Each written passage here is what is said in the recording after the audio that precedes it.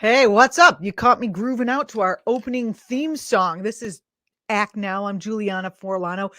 Coming up on the program, some very exciting things. I have a brand new segment for you. I'm going to introduce that in a little while, where we're going to talk a little bit about some fascist talk show hosts. I don't want to telegraph it too much, but I think you might enjoy it. And we're also going to be talking with Jocelyn Macurdy Keats in the second part of the show, because she's going to be covering live events in DC on MLK Day, less than a week away from today. We're going to talk about why those events are so important, what's going to be happening. If you still want to get involved, there is time, and we're going to cover it in a post game next Tuesday. But I wanted to give you a preview in case you felt like taking a drive or a flight to DC to get involved. Then we're going to be profiling another candidate, as we've been doing. We've been taking candidates from Marianne Williamson's Candidate Endorsee Summit.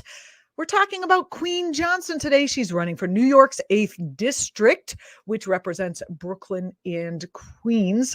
She is an amazing candidate. I just like the idea that these people are running, that are just getting out there, the idea of what a real candidate looks like, what a real candidate that has humanitarian values, that's not in it for the cash, looks like, sounds like, so that we can, even if they don't win, so that we can get used to hearing them. Remember the segment we did, Feel the Burn, before Feel the Burn was even a hashtag, where we put out into the radio sphere on WBAI this idea that Bernie Sanders could run, should run, and should win. And as it turns out, it blew up, except for the winning part. But his ideas are hopefully on the march. So we've got all that coming up and more on this episode of the show. Giancarlo, let's do a 15-second breather wipe, and then we'll go into my new segment.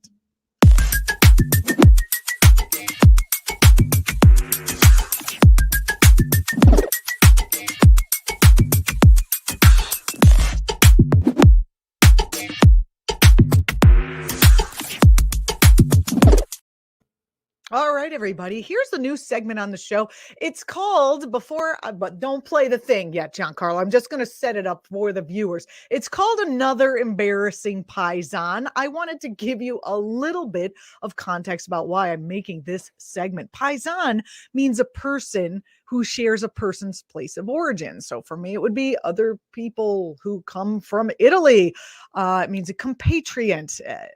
People, a lot of Italians, especially Italians, use this term, or people of Italian descent. It can also be used to mean like friend or brother or buddy, homeboy, etc. All of that. Now, this segment, Another Embarrassing Paisan. Why am I doing this segment? Well, I'd like to be sued by the Italian-American Anti-Defamation League. No, kidding.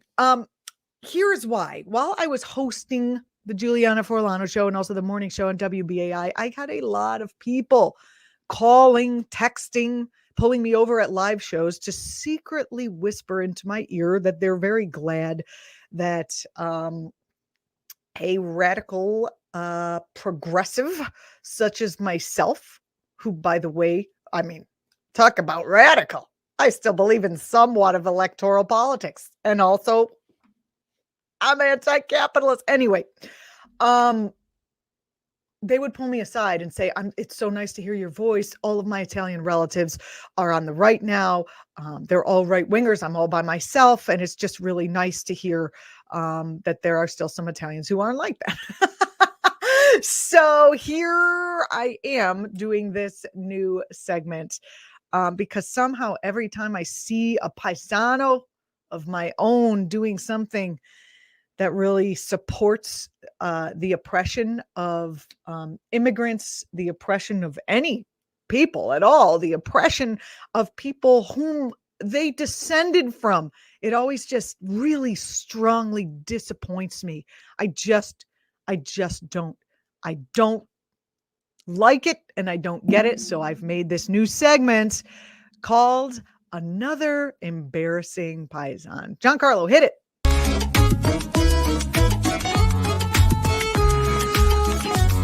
Figli di puttana! Disgrazia!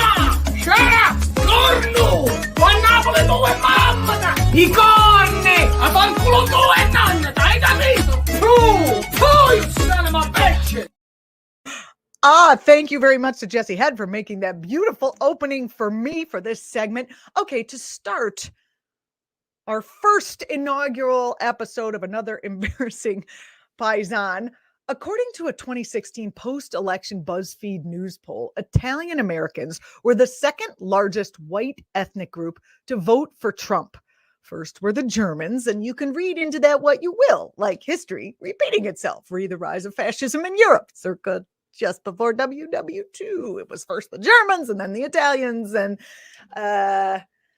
Italians were second in forwarding the oppression and then genocide, And our first embarrassing paisano plays a major part in the fact that right here, the rise of fascism in this country and the rise of Trump relied upon Italian American voters.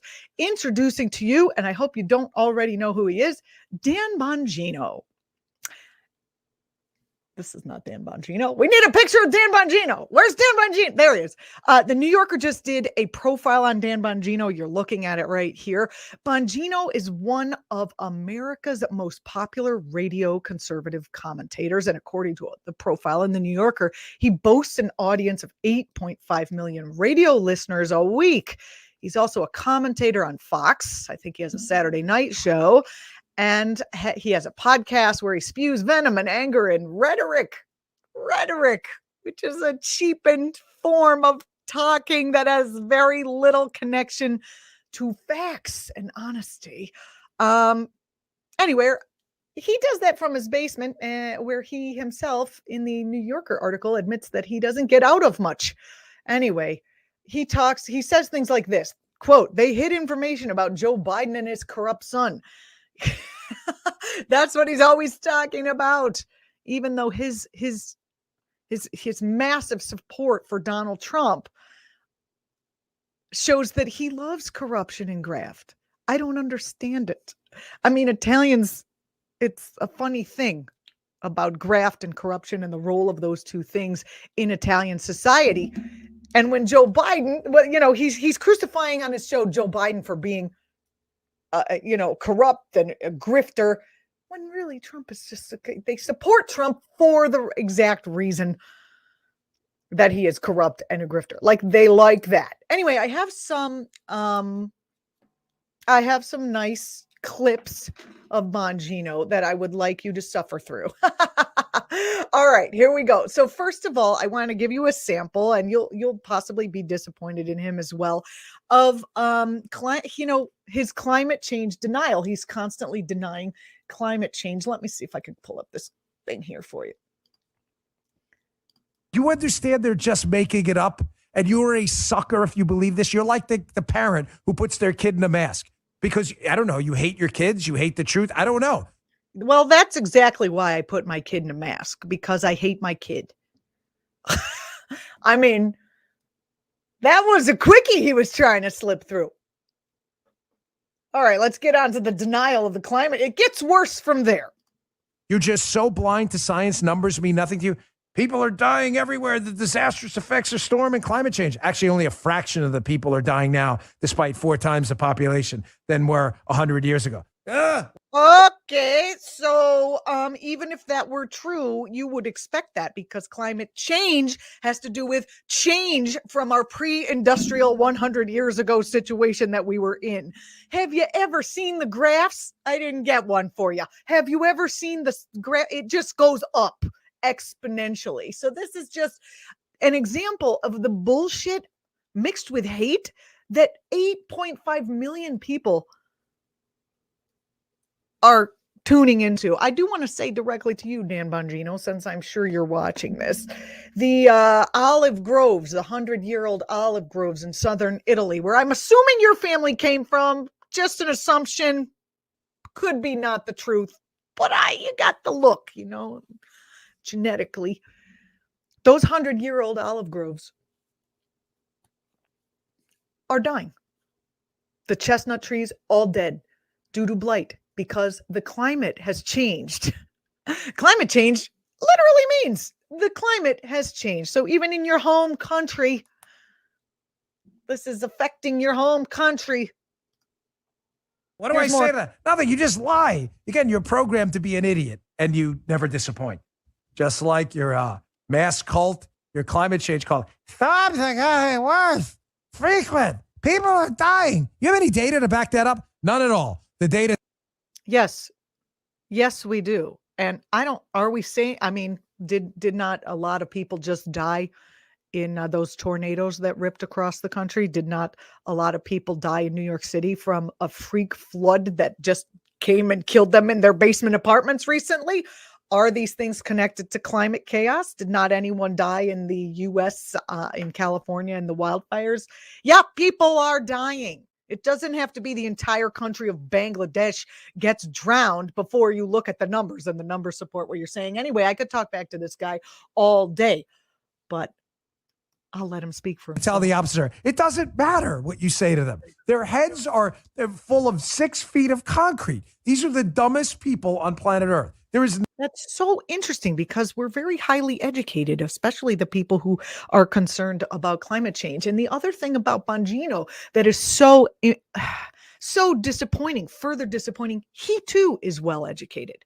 He has a master's degree in psychology. I think he has an MBA from a very decent, excellent, upstanding school. So he's not stupid. He's just a propagandist who is profiting off death and doom. Nothing you can say to them to break through. I promise. Nothing. Say it was climate change. Was it climate change? No, nothing to do with it. Just say it anyway. I mean, there's that. I think we got that. I mean, this dumb fucker just made an ad hominem attack. See what I did there? Anyway, he said climate change is a cult. Yes, it's a cult. It's the brotherhood of your eyeballs. Just look outside. You don't need to even look at the numbers anymore. Denial ain't just a river in that other country just south of the boot. All right. He also talked about critical race theory. Let me see if I can get the right video playing at the right time. Otherwise, I'm going to call John Carlo to save me here. They're being taught critical race theory. There we go. This is racist. This is a racist theory being taught to your kids right now in school. And parents have had enough. With everything from ridiculous mask mandates to the end. Isn't that funny? He's like saying, this is racist. He is talking to a bunch of people who have not been known, let's just put it mildly, for their concern about racism. He wants them to go pull their kids out of school because they're because of the racist curriculum. Fascinating. Horrifying.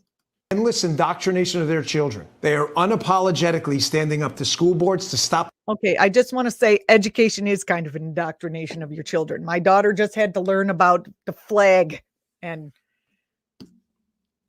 a whole bunch of military stuff that I would not agree with.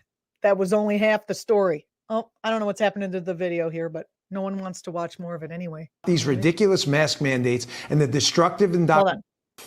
With everything from ridiculous mask mandates to the endless theory being taught to your kids right now in school. And parents have had enough.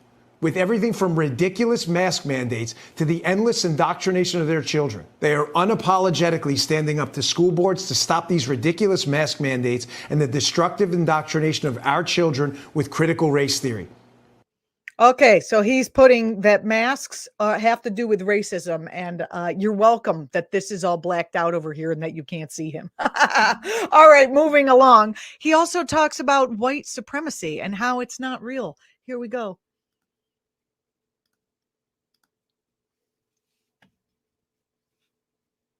Oh, do you know why these aren't working, Giancarlo? I can't seem to get them. They're only playing in black screen, which is funny on some level.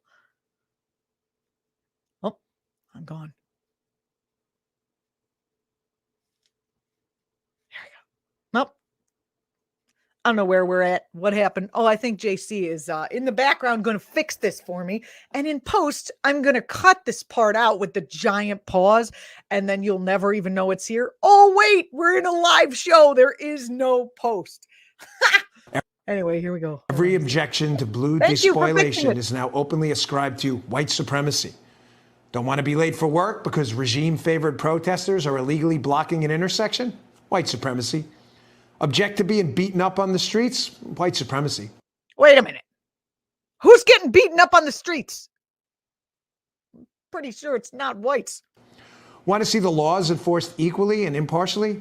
White supremacy. All you whites out. I am very confused about what the hell he's talking about. Yes, we would like to see the laws enforced equally across the board.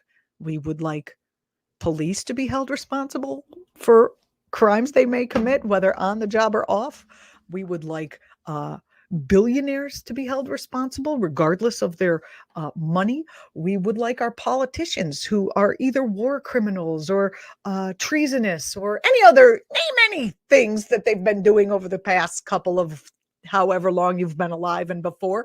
We would like them held responsible. Yes, we would.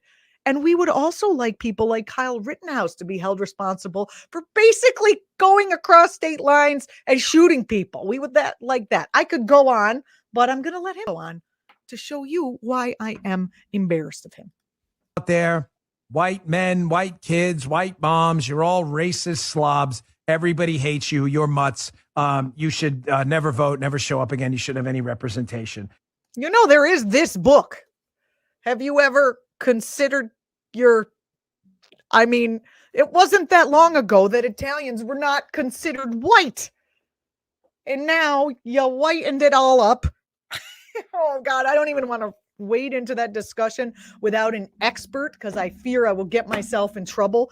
But just identifying with the aggressor is and becoming the aggressor and then becoming the oppressor, which is what Bongino has done for himself and what he, is turning people, his listeners, attracting listeners and then infecting them with this kind of hate-based talk. By the way, Bongino worked for President Barack Obama, I believe, in the Secret Service, and he had nothing but wonderful things to say about Obama until he got a radio show and decided to just be a propagandist. So, and then he complains about the media being filled with lies, which it is because he's filling it with lies. Okay, I'm losing my mind. Every objection to blue despoilation is now openly ascribed to white supremacy. Don't want to be late for work because regime favored. Oh God, we already heard this one, and I don't want to make you sit through it again. All right, let's do the next one. He has a particular, and our friend Rebecca at actTV pulled this one out. He has a particular weird dislike for Joy Behar, the host of The View, also an Italian American, and a woman. I noticed this guy likes to attack women all of the time. Let's discuss that in a brief, briefly. All right. Notice in this, hold on a second. Notice in this clip, he attacks Joy Behar and he attacks Joy Reid as if Joy's, he's just against all joys in all their various form. One woman, another woman, who cares? Let's listen to it. Joy Behar, a horrible comedian on The View. She's so proud of herself. Look at me. And she's inviting applause. Joy's like, 2 + 2 = 7. And the audience, if that's the debate you want to have, Joy, fine. Joy Reid's show has been a failure. I have no idea what the hell he's talking about. At least play some clips. Okay. Failure for a long time, as Joy Reid has been. Why does Joy upset about Nicki Minaj? Because Joy loves censorship. Joy's a Soviet. You think Joy would wait? So now he's sticking up for Nicki Minaj. A left is right, right is left. Be smart enough, but Joy's not. I believe Joy is genuinely one of the idiots in the media. She really is. I just think she's very dumb. Joy Behar is frankly kind of dumb. Is this woman even of planet Earth? Like, is she thinking? Do you realize what she just said? Joy's just trying to save her career by saying increasingly stupid things. She knows what she says is a lie, but that's okay. I hate to make you sit through this again, but I want you to replace every time he says joy with I and see how the truth value raises through the roof. A horrible comedian on The View. She's so proud of herself. Look at me. And she's inviting applause. Joy's like, 2 + 2 = 7. And the audience, if that's the debate you want to have, Joy, fine. Joy Reid's show has been a failure for a long time, as Joy Reid has been. Why does Joy upset about Nicki Minaj? Because Joy loves censorship. Joy's a Soviet. You think Joy would be smart enough, but Joy's not. I believe Joy is genuinely one of the idiots in the media. She really is. I just think she's very dumb. Joy Behar is frankly kind of dumb. Is this woman even of planet Earth? Like, is she thinking? Do you realize what she just said? Joy's just trying to save her career by saying increasingly stupid things. She knows what she says is a lie, but that's just what Joy does. But that's just what he does. He knows what he says is a lie. Or maybe he's convinced himself. I don't know. I try not to watch it that much. Here's the question I have about this.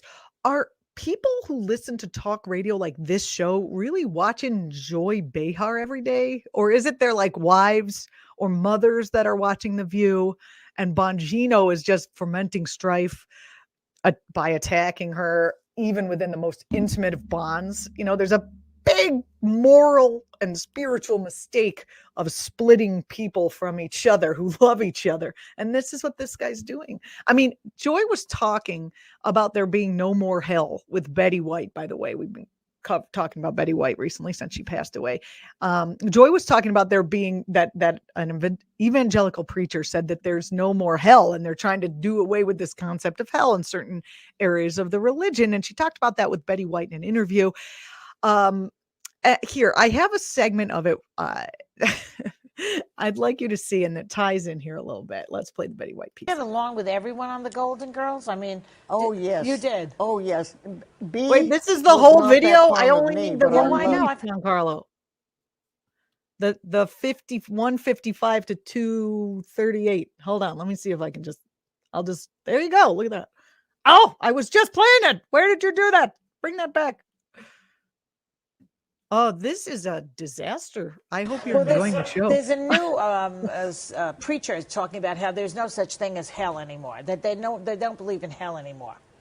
Oh, really? Yeah. It's like one of these evangelical preachers is saying that he doesn't think there's a hell, which upsets people. Maybe he figures he's already been there. That could be. That could be. Because, people don't like that idea because that means that people like Bin Laden are not going to go to hell and Hitler and the evildoers of the world. So. Well, the human being, the human animal, I love everything with a leg on each corner, but the human animal is a vengeful creature. It's hard not to be a vengeful creature when someone like Bongino is creating actually a living hell right here on the planet that we're living on right now. Doesn't matter if there's one afterwards. I think his attacks, Bongino's attacks on Joy Behar, are attacks on women in general because Behar is sweet and nice and kind-hearted and brave. And those are, of course, qualities that patriarchy has devalued, as it turns out, and dismissed. I mean, he keeps calling her stupid, stupid, stupid. Personally, I'd prefer to have a kind-hearted, humanistic leader in charge of things rather than smart bots or smart, hateful bots or any kind of hateful bot. Someone like a smarty like Zuckerberg who doesn't understand human connection. I don't want those people to lead. I want nice people up there, people who understand connection, people who are generous and again, kind-hearted. Bongino is showing who he is by his rhetoric and his actions, no matter what he says. You don't have to be kind. You don't be kind and go to war and foment people attacking the government. That's not a kindness. In fact, it's really people with a low level of enlightenment who believe that might make right in any area. And 8.5 million people listen to this guy. And I don't think they're all hate listening. That's what we're up against, people. Damn. Finally, to show more misogyny, and then we will be done with this very embarrassing paisan. We've got a little video I pulled out of him taking down Kamala Harris and AOC for laughing. Let's take a look. It's one of those confusion dudes. Dude, what? So what's funny about this? Your kids are out of school and they need childcare. She's like, wait, is she okay? I'm not kidding. Is she okay? Are you okay? AOC, we took a comedy break before, unintended. This is a serious comedy break because I don't even know what's so funny about this. I get what's funny about AOC. She never knows what she's talking about and says it anyway. That's hilarious. But what I don't get is comedy in inappropriate times. You ever been at a party and this guy's laughing at everything and you're like, is this dude a weirdo or what? Like, we've all been there, right? I was like, no one else is laughing. And he sounds like the Joaquin Phoenix Joker character and everybody's like moving away. Like this is, well, we've got one of those in government right now. Kamala Harris is laughing again. At what? I have no idea. I don't know what's funny about anything she laughs at. Immigration crisis at the border. He's going to show a clip. Now, I'm pretty sure she's not laughing at the immigration crisis at the border. she's laughing. I don't even, what is she, I don't, Gee, what, you don't even know what she's laughing about this. I don't even remember. Is he just like, women aren't funny and they're laughing crazy like hyenas? Remember. Joe, you cut the video. You even remember? Dude. She's always laughing. Yeah. What is so funny? Here's Kamala Harris in another fit of laughter about another serious subject. And she's like, check this out. More people are seeing that, yeah, affordable childcare is a big deal. More parents are seeing the value of educators when they had to bring their kids and said, we're not paying them nearly enough. Okay, he cut that and slowed that down and added on to the end. But I have to tell you something. They're making fun of her for laughing. First of all, the guy's a wicked hater, and that is why he's another disappointing paisan. But, the reason you don't get her laughing is because you aren't in on the joke. You don't understand even what she is pointing the laughter at. She is laughing at the absurdity of not paying educators what they're worth. Like real educators, not Bonginos who are educating people who are listening to talk radio. Second of all, it's great that you're busting on her laugh, but what about what she's saying? You can bust on her laugh all you want. What about what she's saying? How many of the spouses of the people listening to you or watching your show are school teachers? How many are teachers themselves? How many did Bongino's rhetoric have to do with these teachers getting screwed by Betsy DeVos under Trump? How many teachers are losing their pensions because of conservatives like Bongino encouraging people by just doing attacks on somebody's laugh instead of even engaging with the actual politics? I don't think the listeners are getting it.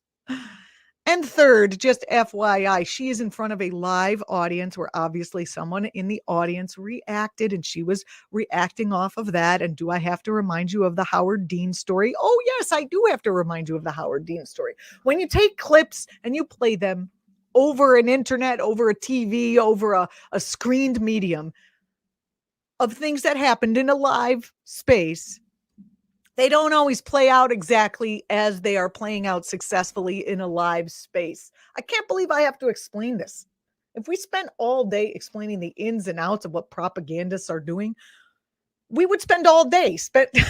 We would have no dearth of content. Anyway. Do you want I explained the Howard Dean thing to you, but Jocelyn is waiting and I got to go. Anyway, they should definitely change this guy's name to, instead of Bongino, Molly Gino, to Bad Gino. He's not a good Gino. Southern Italians arrived in the United States ship by ship. This is according to Christine Grimaldi in the LA Review of Books in the late 1800s and early 1900s, often with little more than the clothes on their backs and a burning desire for justice and deep-seated anger at injustice. They brought their appetite for radical social and economic change into the factories and tenements where they lived. They often squinted over buttonholes or breathed in feather fluff for pennies an hour for as much as 18 hours a day. That is according to Smith College professor Jennifer Guglielmo. Hopefully I got that right. They led progressive labor movements in their time and included Italian-American women, largely written out of history. And now Italian Americans make up the largest voting bloc for Trump.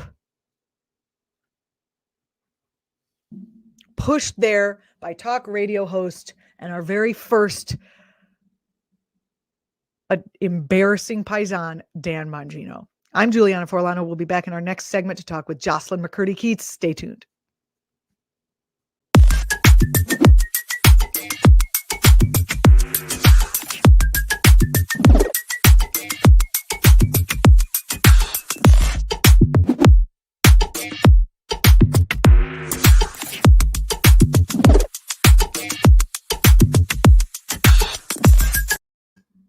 Jocelyn is joining us today. Jocelyn Macurdy Keats. We've got an MLK pre-game special for you today. Jocelyn's going to be in DC covering the events that are going to be happening there next Monday. And it's not too late for you to get in your car or your VW bus or your Subaru or your Prius or your Mercedes and drive down there or take the bus, whatever.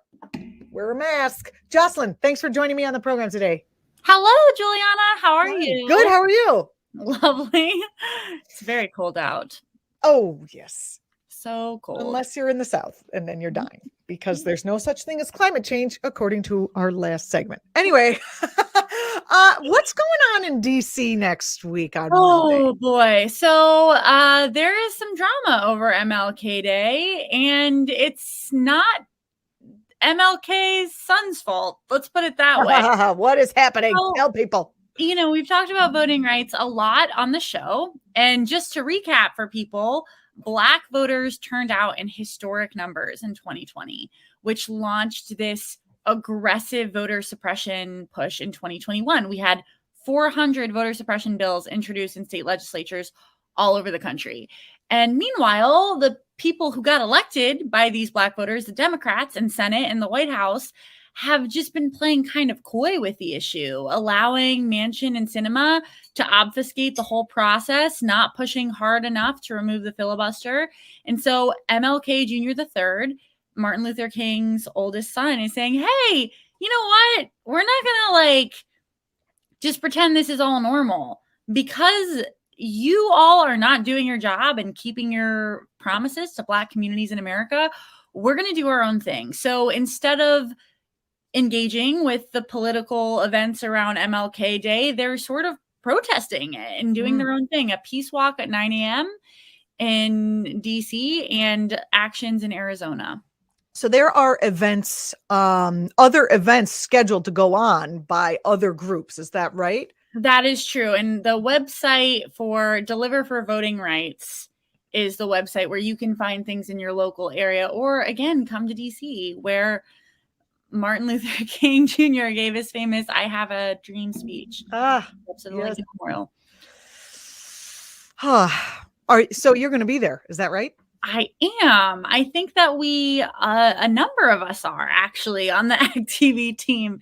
It should be a really beautiful day with a bittersweet tone, right? Because this is a day that ideally we're celebrating one of the greatest leaders, organizers, thinkers of modern history. And instead, what happened over the past fall is we were covering all these voting rights actions, and every single time I'm there, I'm talking to people who marched for this last time. We tend to think of Martin Luther King as being this transcendent historical figure, but it wasn't that long ago. Most of our grandparents are around his age. Oh, gosh, that is so true. Yes, that is so true. I've noticed that the right wing and Fox and all these right-wing news segments have been quoting Martin Luther King for their own purposes, their own fascist, racist purposes. What are your thoughts on what's going on in terms of, the rhetoric wars that we're seeing today and how they affect the celebrations that are going on the in Washington next week?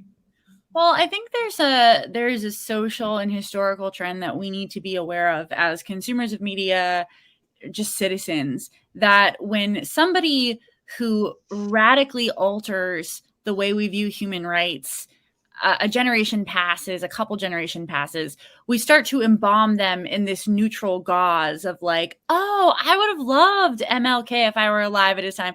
No, you wouldn't. Same thing with Gandhi. Gandhi was a disruptor. MLK was a disruptor. Dorothy Day has an amazing quote that I love. Don't call me a saint. I don't want to be dismissed that easily. Ha. And it's what we do. We put these people who, you know, Martin Luther King desegregated, was instrumental in. I mean, the minute he started talking about like that war is not good, he even lost like the left, right, or the halfway left, or whatever. It was a very tumultuous time, which I think it's just so easy for us to forget because we're hand delivered this history in a very G-rated way. I mean, we're also living through like you're right. It's so just all of the depth of it is just squeezed out of it so they can be a cartoon character in a book that's not taught in history in local elementary school, local schools. Apparently you can't teach about that. It's so funny. I don't know if Julianna, if you got this one too, but when I was in elementary school, we literally watched a cartoon about Martin Luther King's life. I can't remember. It was like Martin and Me or something. It was great, by the way. It was actually a really good cartoon for kids about the civil rights movement. But the problem with this way of viewing history as sort of a passive participant, it's like those other people won the rights for us, and now we're free, and it's all done. It's over. Thank you for coming to Civil Rights Spirit Week. And what Martin Luther King Jr.'s kids are saying is, hey, so those very things that you're celebrating are not here anymore. Mm-hmm. And it's an insult to our father. It's an insult to us. It's an insult to Black people and working class people all over this country who are finding their voting rights threatened explicitly and implicitly. It's so funny. People forget that Black Americans Black men got the right to vote. But then what happened is they implemented all these footnotes, poll tax, ridiculously invasive tests about all this random erudite knowledge you need to vote. And now they're doing the same thing. They're making polling places as hard to get to as possible. They're saying you need all these forms of ID. You can't do mail-in ballots. It's the same thing. The lines of the script are not that different. Absolutely. Absolutely. And Biden has been out there saber rattling a bit this week about what he plans to do around voting rights. Any thoughts about what's going on that front? Well, the word from the organizers is it's not really enough. You know, President Joseph Biden was obviously has allegedly talks a lot about the need to protect voting rights on a federal level. But the things he could do put tremendous pressure on Democrats in the Senate to pass this legislation and remove the filibuster. He seems wary of doing, and it's not really clear why, right? Some people say it's because he's too focused on other pieces of legislation. Others think that that's just not his personality. But regardless, we need him to go full Lyndon B. Johnson and get some people to do what they're supposed to do. Yeah, we definitely need that. I don't understand. Does he not want to win next time? Because if he doesn't do this, he's not going to win. It's weird, right? I don't get it either. I mean, there is a concern about, and I've covered this, abolishing the filibuster before on the show, but there is a concern that if you abolish the filibuster, then the right is going to, they're going to use that to jam through when they get the opportunity any number of laws and horrible things that they want to do. Well, number one, here's my argument against that. They're going to do that anyway. First, I was gonna say. They're doing it. They're going to do it. And, the experts that I brought on around filibuster reform have all said, listen, if we don't either reform or get rid of the filibuster at this point in history, it's game over for our democracy, because if we do because of all the gerrymandering and the other techniques that the right has been using to win, even though their voting populace is shrinking, if they win the seats, they're going to do the votes. You know what I mean? Right. Yeah. And I love that you say that, Juliana, because I think a lot of people are just so desensitized to this state of affairs, to the electors being so psychologically and legislative disparate from the electorate. We forget that's not a democracy. If what you have is popular support for everything we want, healthcare reform, climate crisis interventions, police reform, and electors who are voting and creating legislation that is incredibly opposite of that, that is by definition not a democracy. And it has not always been this extreme of a divide. Mm-hmm. It's interesting, you know, once Barack Obama, our first Black president in the United States, became president, then the white supremacists went nuts and they got Trump elected. And now that it's like now that African Americans came out and supported the wave for Biden, these people want to take away their votes. It's really like the oppression is certainly not, you know, subtle anymore. It's baffling. And you have a lot of more moderate Democrats coming out and saying, what are you guys doing? You know, you've had Adam Jentelson on the show. He writes about how the filibuster, this fear that moderates, heavy air quotes, like Joe Manchin, oh, well, if we abolish the filibuster, it'll be legislative chaos. It doesn't hold up to reality even a little bit. The filibuster is relatively new, and it was brought around to protect slavery. We don't need the filibuster to have basic comprehensive, and you know, the Senate. And you know, if they have to use the filibuster, they're going to get in. If the right gets in, if Republicans get in, the filibuster is working against them, it's going to be 5 seconds and they'll be done with it. Absolutely. So they're not afraid to utilize their power. Yeah. I don't know. I think those two excuses about what may be stopping Joe Biden might not be the only issues that are on the table. First of all, Joe Biden is a corporate candidate.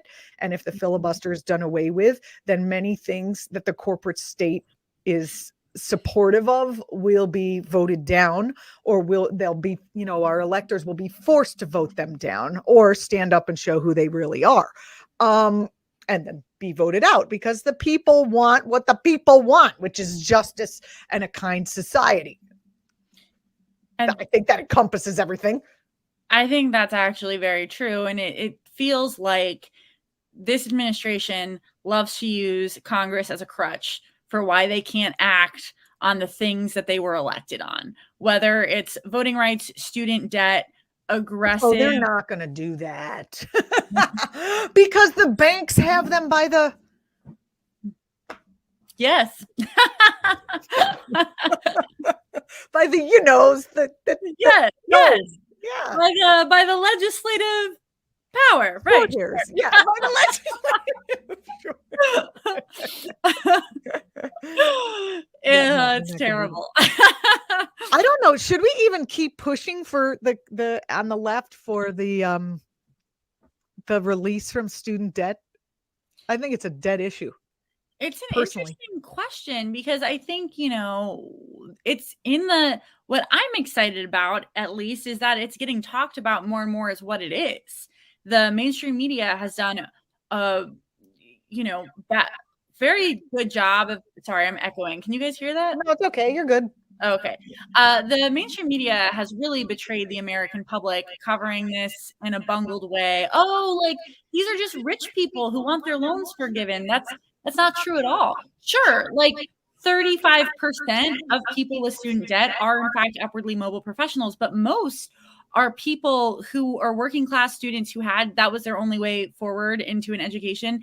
And what we're not talking about is the fact that a couple generations ago, the jobs that college graduates are applying for didn't require a college degree, which they now do, making it essentially a $200,000 ticket of admission to a $35,000 entry-level job. It's just so messed up. Yes, you said it, my friend. You said it, Jocelyn Macurdy Keats of act.tv. Okay, I know we weren't going to talk about this, but we did talk about it last week, so I need to know. The Sirota interview, how did it go? It was actually really great. I was very nervous because, you know, I don't typically talk to Hollywood producers on a Friday morning, you know, I know maybe they always someday. come in on Saturday afternoon. Yeah, exactly. That's my Saturday, guys. I was super nervous, but it was a wonderful interview, and I really do recommend everyone look at it. Alex and I don't talk that much. It's mostly David Sirota talking about Don't Look Up and how, you know, when I asked him your question, Juliana, about like how much is the media complicit in this thing and how much of your work as a journalist, he had a really good answer. He said, working as a journalist, whether on the climate crisis or any number of issues, he talked about covering the Andrew Cuomo nursing home scandal. It's just incredibly difficult to get the actual stories to land right now because we're all living in this diffuse digital distraction machine where we're like, oh, like Snapchat, TikTok, this pundit is sleeping with that pundit. It's like, no one cares, you know, it's much, and it's true. I don't want to sound like an old person because I'm obviously on social media. I like old people. I think they're right about everything, except for the stuff they're wrong about. Anyway, we forget that it wasn't that long ago where you got your information from an actual held in hand paper and you were reading actual journalism.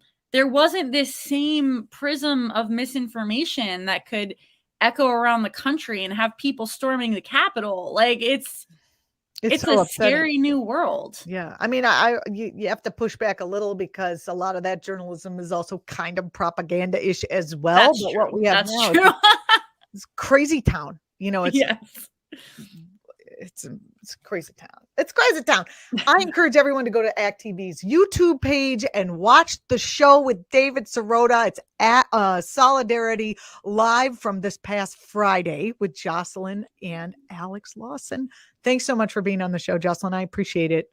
Thank you so much, Juliana. Bye, we guys. Look forward to on Tuesday. You'll be back, right, to talk about what happened on MLK Day, and you'll have clips and all kinds of stuff for us. Yes. Yeah. All right. Awesome. We look forward to it. Thanks so much, Jocelyn. Thanks, guys. Bye. Bye.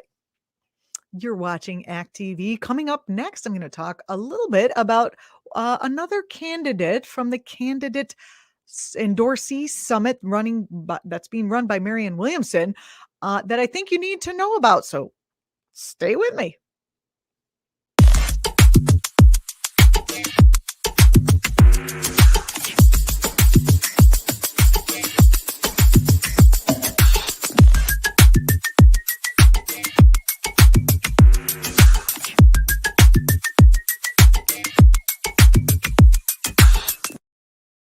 All right. We are here on our candidate endorsee summit review. I think I told you before, Marianne Williamson is running a candidate summit in, platform where she endorses people that she believes have really true progressive credentials. And these people obviously need a mouthpiece. They need the independent media to talk about them. I've looked into all of these folks and I'm bringing you them one by one. This week, we're talking about Queen Johnson. She is running in New York's 8th district, which represents Brooklyn and Queens.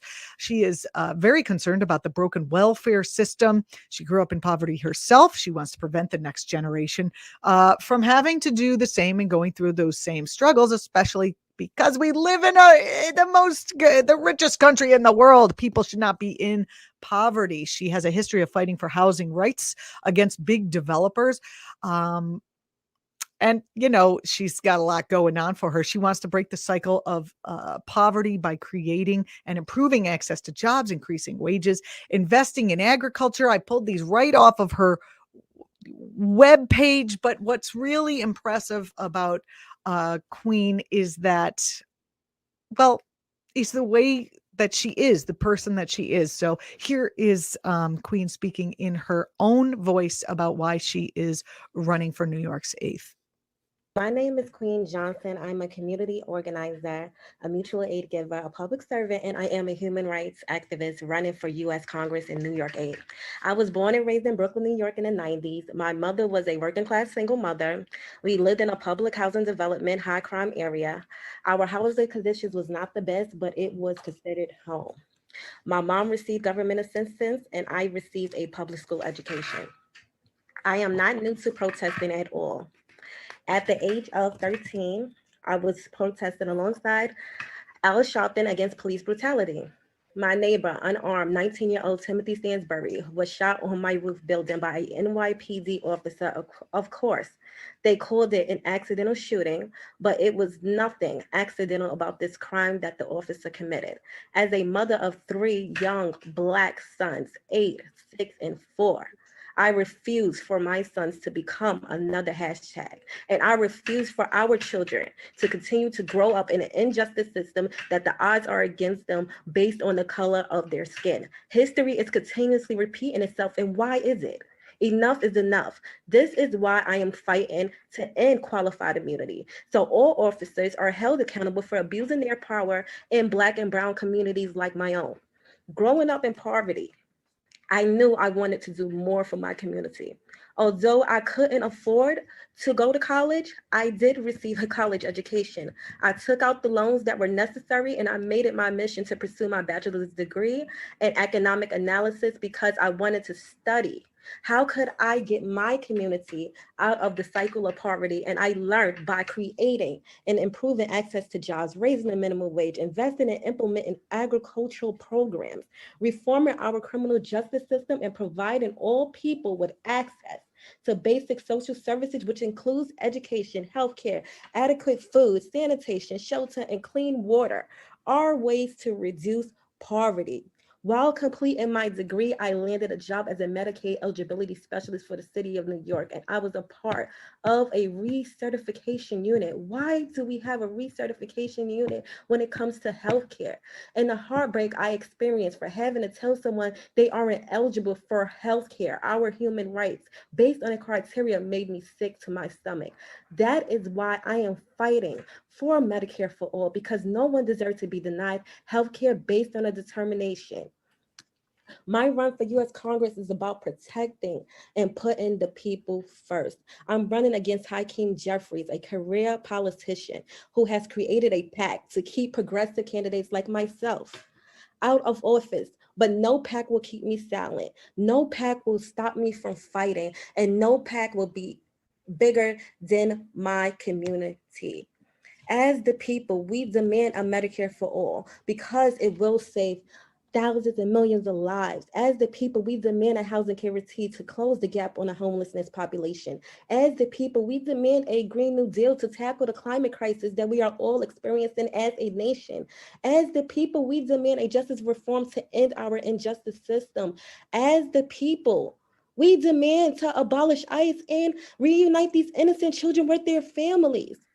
And as the people, I'm fighting for racial, social, and economic justice for everyone. And I won't stop until all of our demands are met, because that is what is owed to us. Not only do I have a bachelor's degree in economic analysis, I also have a PhD in this thing called life, something that Hakeem Jeffries can't even buy. To all who are listening and watching tonight, make sure you are supporting our progressive movement and continue to exercise your voting rights and community involvement, because it does take a village. We have a long way to go, but the first step is supporting progressive candidates and electing them into office for change to start happening. And to New York 8, if you are watching tonight, I just want you to all know that I do love you. We are in this together. And please remember, it is always more of us than them. To all who is watching, if you would like to learn more about who I am, about my platform, please go to queenforcongress.com. Once again, my name is Queen Johnson, and I'm running for U.S. Congress, New York 8th District. Woohoo! Who would not want her representing their district? I think, again, queenforcongress.com. It's right down here where you can go and, learn more about her. Support her, even if you're not from that district. I know everyone's asking for support here, there, and everywhere. You can always just, if you know somebody in Queens or in Brooklyn, you can email this to them, et cetera, et cetera. Get the word out, help her in any way you can. I'm Julianna Forlano. You have been watching Act Now, brought to you by actTV. Thanks so much for being here. On Thursday, we're going to have another show at 2 p.m. Eastern, which is when we're always on. Tuesdays and Thursdays, 2 p.m. Eastern on every outlet you're watching us on now. Thanks so much. We'll see you then.